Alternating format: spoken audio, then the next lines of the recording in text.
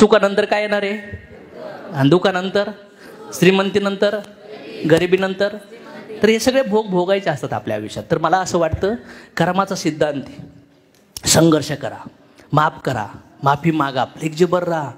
जीवनामध्ये फार लोकांच्या आयुष्यात दुःख आहे, त्रास आहे, संघर्ष आहे. करा ना माफ लोकांना. जरी तो चुकीचा असेल ना तरी पण त्याला माफ करून टाका. ते व्यवहार मिटून टाका. कोणाची वाटतं ना त्याच्या मनासारखं करायचं तर होऊन जाऊ दे त्याच्या मनासारखं. काय वाटतं तुम्हाला? श्वास किती वेळ पकडून ठेवणार तुम्ही? सोडून द्या ना श्वास. पकडून नका ठेवू. टोमणे नका मारू घरच्यांना. वारंवार भूतकाळात कुठल्या तरी घटना घडल्यात त्या टोमणे मारू मारू मारू रोज लाकाला घरच्याला रडायला लावतात. करतात ना लोक असे? होतात. मनुष्य आपण रोबोट थोडी आहे. चुकू शकतं कुणाकडून, काही होऊ शकतात काही ना काही प्रॉब्लेम्स. तर माफ केलं पाहिजे की नाही केलं पाहिजे? भगवंताने एकत्र आपल्या कर्मानुसार आणलंय ना तर कर्माचे फळ भोगण्यासाठी तसं परफॉर्म करतो आपण. तसं क्रिया घडून जातात. मग घडून गेलेल्या गोष्टीला का बरं वारंवार टोमणे हाणत बसायचं? का त्रास द्यायचा? शारीरिक प्रॉब्लेम आहेत, मानसिक प्रॉब्लेम आहेत. काही लोकांच्या जीवनात सुख आहे, दुःख आहे. कोणी येतो आपल्या आयुष्यात. भूतकाळात सुख आणि दुःख देणारे लोक येऊन गेले का नाही गेले? आज पण आनंदाने दुःख देणारे लोक आहेत. येणाऱ्या काळात पण येणार.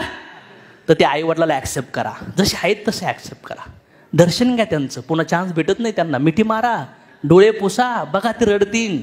आईबापाच्या पाया पडून त्यांना मिठी मारा आणि सांगा मी तुमच्यावर खरंच लई प्रेम करतोय. ढसा ढसा आसू गळतील. बघा ट्राय करून. बघा ट्राय करून. पत्नीला म्हणून पहा. पत्नीला म्हणून पहा डोळ्यात डोळे घालून की मी तुझ्यावर फार प्रेम करतोय. तू माझी, माझ्या आईबापाची, माझं घर, माझे कपडे, माझं जेवण, माझे मुलं सगळ्यांना साथ देतेस तू. खरंच भगवंताचे धन्यवाद मानतो की माझी सुंदर पत्नी दिली. म्हणून बघा एकदा. पत्नीला लय भारी वाटन. का बरं? तिच्यातले दुर्गुणच काढू काढू संसार डिस्टर्ब होऊ राहिलाय की नाही? नवऱ्यातले दुर्गुण काढतायत. जेवढा तुम्ही राग व्यक्त करू शकतात ना तेवढा प्रेम व्यक्त करा घरच्या सोबत. बघा सुखच सुख भेटायला चालू होईल. आहे का तयारी? सुख ॲक्सेप्ट. दूध कशामुळं तापतं? अग्नीमुळं का पातेल्यामुळं? कशामुळं? पण दुधाला काय वाटतं? कशामुळं? पातेल्यामुळं.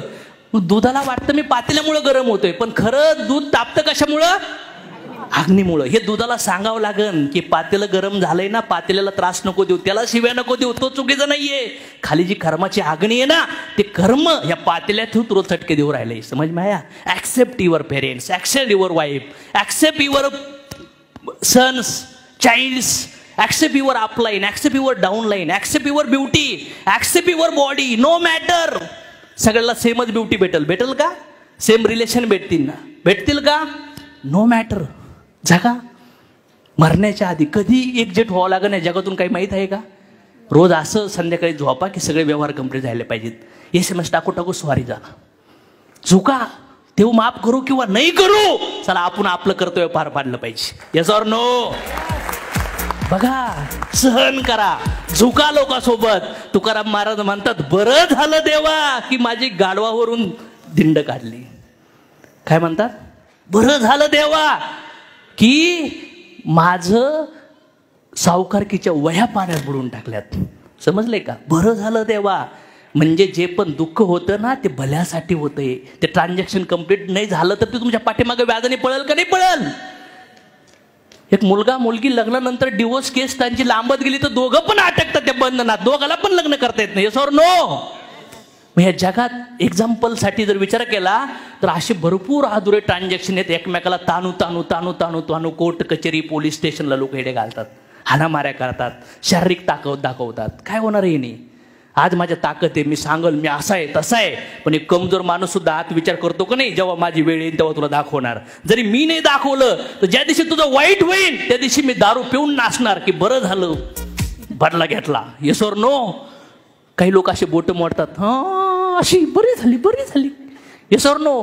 जे लोक तुमचा बदला घेऊ शकत नाहीत ना ते वाट पाहून असतात की कधी तुमच्या आयुष्यात काडी लागते आणि ते जाळ झाल्यानंतर ते शेकायला येतील. बघा देवाने लगेच बदला दिला. करताल काय ऍक्सेप्ट? भूतकाळात किती जणांचे दुश्मन आहेत? दुश्मन आहेत बाबा, लई दुश्मन आहेत सर पाठीमागं भूतकाळात आहेत ना भरपूर जणांचे. त्या दुश्मने पहिल्या बंद करा. हा प्रश्न येतो की कधी कोणी झुकायचं? बुद्धांना विचारलं, दोन व्यक्ती भांडणं करतात तर कोणी झुकायचं? तर बुद्ध म्हणले ज्याला शांत जीवन जगायचं त्याने झुकायचं. समजतंय का? झुका. गांधीजींनी अहिंसा मार्ग स्वीकारला. काय स्वीकारला? अहिंसा, सत्याग्रह, इंग्रजांना बाहेर काढलं. Yes or no? Forget people, forgive people. मग माफ का करायचं? मी का माफ करतो? माझ्या आयुष्यात मी लोकांना माफ करण्याचं का कारण आहे? कारण की मला कळलं ते पातेल आहे. भाजीपाला मीच भरून दिला होता, आता तो सडका आलाय तर मी ज्याने आणून दिलाय त्याला बोलून काही फायदा आहे का? मीच भरला होता. Yes or no? कर्माची फळं भोगावं लागतात. सुट्टी नाही. काही कंपन्या आल्या, काही लोकांना बोलून गेल्या, फसवून गेल्या. एक जण आला, म्हणले मग 3 लाख रुपये लॉस झाले. सर मी त्याला शोधतोय 2 वर्षापासून. म्हणलं काय करणार? हाणणार सर. मग काय होणार? बरं वाटणार. म्हणलं आत्ता मनातली मनात विचार कर ना, हाणलंय त्याला, बरं वाटन. जैसे ज्याचे कर्म तैसे. गाणं म्हणायला लय भारी वाटतं. जैसे ज्याचे कर्म तैसे फळ देई. आणि गाणं संपल्यास कुठे रे तू? हे ऐकत राहिलं तर दुसरा विचार येतो का? ज्या क्षणी आवाज बंद होतो लगेच माइंड दुसऱ्या फाईल ओपन करत. तुम्ही घरात भांडणं झालेत म्हणून घराच्या बाहेर निघून गेले, फिरून आले बाहेर गेले, लई किटकिटे घरात. पुन्हा रात्री तुम्ही 8:30ला घरात गेले जेवायला, सकाळी बाहेर निघले होते, पुन्हा ती किटकिट समोरच आहे. ते ऍप्लिकेशन बंदच नाही होत. थोड्या वेळासाठी असं वाटतं बंद केलंय, पण ते पुन्हा ओपन होतं. मन आहे ना.